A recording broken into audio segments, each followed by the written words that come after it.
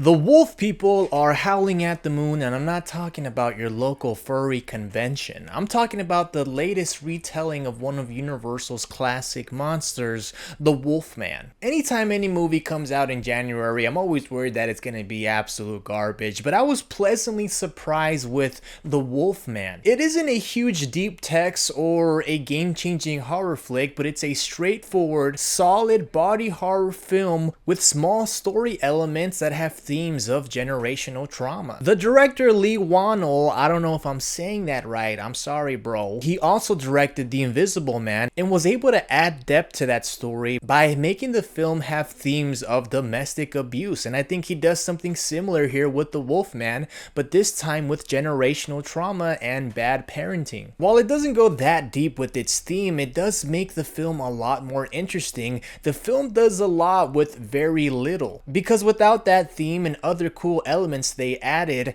the film could have been incredibly stale. Because my favorite thing about the film is also what hurts it the most. It's incredibly simple. The first 15 minutes is all about getting to this location in the woods, and then the rest of the hour and 20 takes place in the same location with this very slow transformation of the wolf, which of course is done on purpose. One of the big elements of its horror factor has to do with its body horror, and I think it nails it when it does get that disgusting and gross and nails are falling out and teeth are falling out. It absolutely nails it in my opinion. But at some point the film does feel repetitive because, like I said, that first 15 minutes the pacing is fast, and then the rest of the movie, about an hour and 15 or maybe an hour and 20, it's this very slow paced transformation. But that doesn't mean that the film is boring. To me, any film can do anything as long as it's not boring. It's able to combine different scenes of, again, this generational trauma thing. He's being a bad parent, he's emulating his father, but there's also scenes of that body horror. And there's also what I think is very innovative for this type of monster movie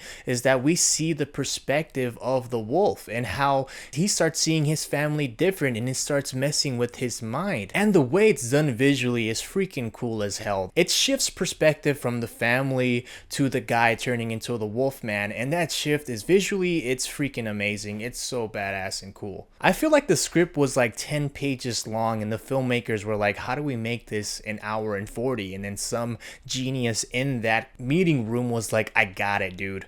Wolf magic. Because there's a lot of wolf mysticism in this. I'm glad they didn't make it just a disease that people get like freaking rabies or something. There's a bit of mysticism in there without explaining much of it, and I think that's really cool to see. There's also a bit of superhero elements in there, and honestly, I'm a superhero shill, so I'm gonna eat it up, and I think they did a great job with that. Julia Garner gave an awesome performance. She's able to convey so many emotions with little to no dialogue. There's a bunch of scenes where it's her reacting, but you really feel her fear in those moments. And also there's a lot of moments where it's not screaming fear, it's more so what to do next in this terrible situation, and she's able to convey that feeling so well, and she's able to create suspense in these very tense moments. She does an awesome job. I was also pretty surprised by its ending because it does fit in with this theme of generational trauma and how we all want it to end when it's stuck in this cycle. But then right after that, the movie ends with little to no resolution. It literally just wraps up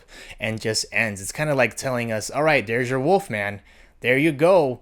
This is what happens if you go full furry mode. Now go on and get up out of this theater. If anybody wanted to go see a movie titled Wolfman and they went to see this, they would get exactly what they came in for. And I think for that reason, it's a solid entry. If you're even interested in it, you'll probably enjoy it. I give The Wolfman a 6 out of 10.